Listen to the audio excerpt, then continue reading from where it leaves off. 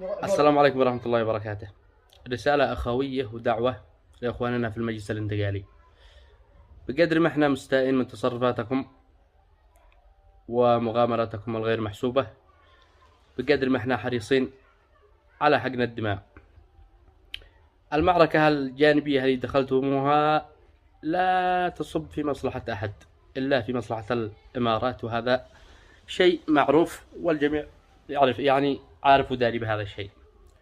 فلذلك نصيحة من قلب صادق والله الشاهد، إن أنتم تحسبوا عواقب هذه المغامرة اللي دخلتموها، لأنه الدماء يمنية كلها مهما كان، مهما تنصلتم من يمنيتكم لكنكم ستظلون يمنيين.